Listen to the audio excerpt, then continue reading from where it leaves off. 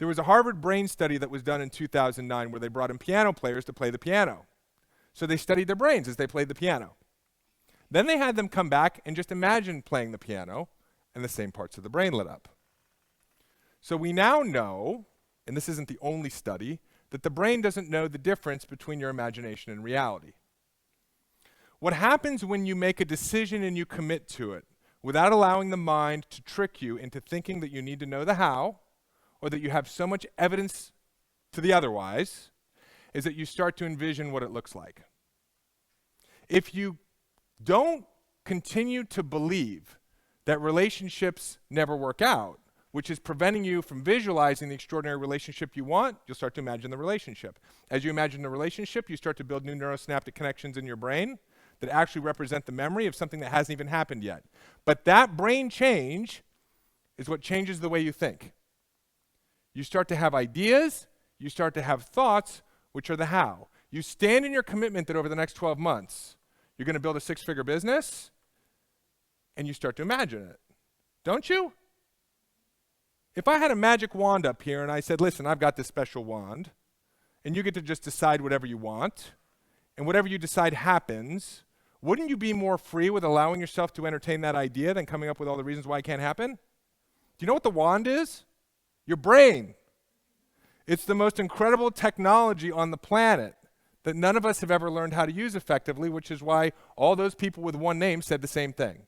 Am I making sense up here? Yep. Okay. Just want to make sure I'm not losing it.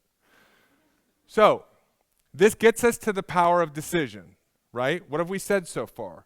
Your beliefs dictate your destiny. Your beliefs are actually decisions. At any point in time, you can make a new decision. You should make a decision that's congruent with what you consciously want to create in your life. You don't have to worry about the how. When you make a decision, 3 incredible things happen. I would call them miracles, but it's brain science. So the first thing I mentioned before, you start to entertain the idea, you start to visualize it. This is the science behind why visualization is so important. You start to build new neurosynaptic connections as if the thing that you visualize has actually happened, which of course starts to give you access to the thoughts and ideas necessary to make it happen. You get the how when you commit to the decision. The second thing that happens is that you start to enroll your brain in finding all the evidence to support you. There's a part of the brain, it's called the reticular activating system. There is so much information that goes on in our world at any given point in time that if we could actually process all of it, we'd become tremendously overwhelmed. So the brain filters down to a narrow band of what we experience. That narrow band is based on the decisions that you've made. And it will filter anything else out. How many of you have bought a car, brand new car, and then you see the car everywhere after you buy it? This thing, part of the brain. So if you make a decision that you're going to build your business to 6 figures over the next year, and then you layer on another principle, which I'll introduce to you briefly, which is clarity. What does that really look like in your business? You'll start to have ideas and thoughts that will bring you to your 6-figure destination.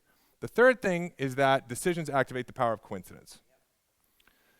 So we can't do this on our own, nor are we supposed to. We're supposed to do it together as a community, and we're supposed to do it with a power greater than ourselves. It's how it works. So in order to attract the resources, the experiences, the people that you need in order to make this thing happen, to co-create the vision you have for your life, you need some help. You get that help by being aligned, by aligning your decisions with the outcomes that you want. And it's a larger conversation, but listen, the brain is an electrical device. It outputs these waves, this energy, which are your thoughts, and the quality of your thoughts interact with vibration everywhere to manufacture the coincidence in your life. It's not luck. We've all thought about someone and they've called. We've been thinking about someone, they show up at the grocery store. We've got a problem and we pray about it and the solution comes. There's this connection between our localized intelligence and an infinite intelligence, and the connection is what we think, or rather what I'm defining as what we decide.